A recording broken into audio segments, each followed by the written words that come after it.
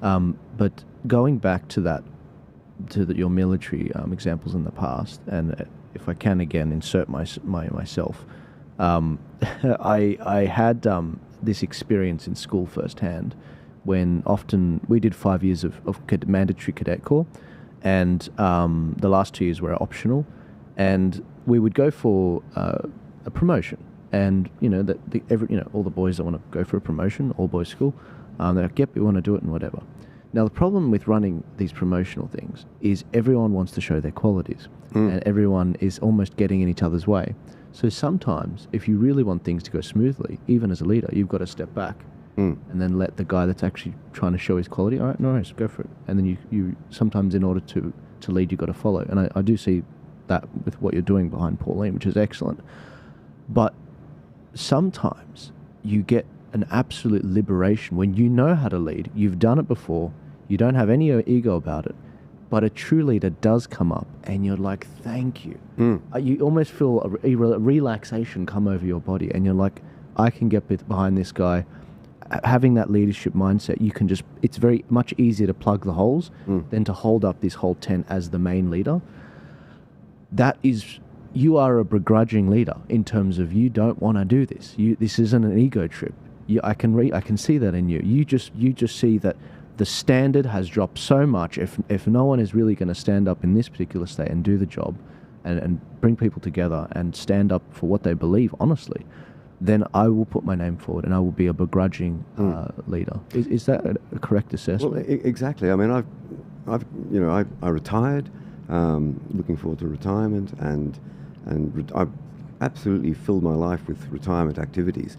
But I thought, I've got to come out of retirement. I've got to struggle back into my Peter Pan suit, keep taking the energy pills, and go on.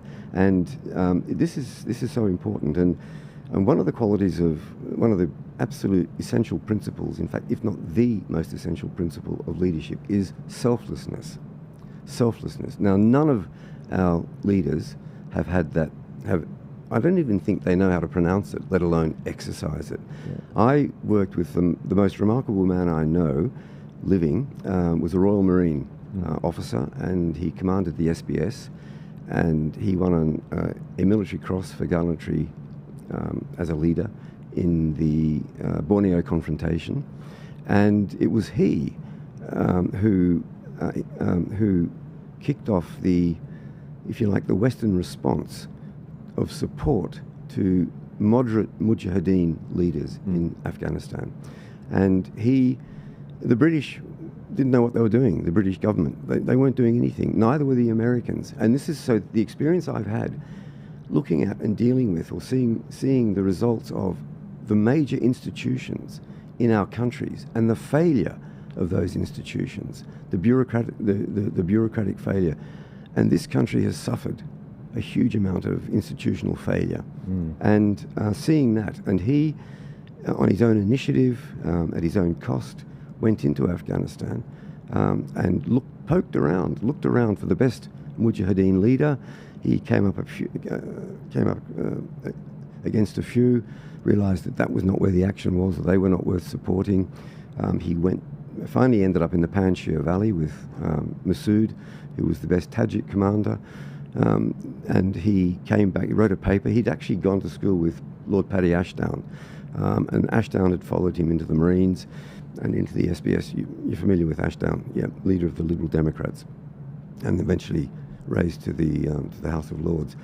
And he was quite close to he was able to obviously pass documents. And Ram was a man of intellect, and man of integrity, man of courage, and he wrote papers. And he wrote papers after September 11 and had a completely different approach. He worked with a young woman who'd spent 5 years in Afghanistan running charities, and then with another Royal Marine, Ken Guest, who'd gone into Afghanistan 36 times during the Soviet occupation as a photojournalist. And he basically ran with the Mujahideen in order to get his copy. He had to fight with them, run away with them, and so on. And the three of them were friends, and they wrote papers, alternatives to the approach that was being taken by the United States, by by the British government, by the Europeans and so on. And needless to say, I think where they go wrong, where these leaders go wrong, is that whoever was, the Afghan expert in the State Department, or perhaps in the Foreign Office in the UK, he was an Afghan expert. I'm making this up now because he had a PhD in Afghan agricultural economics, 1920 to 1930.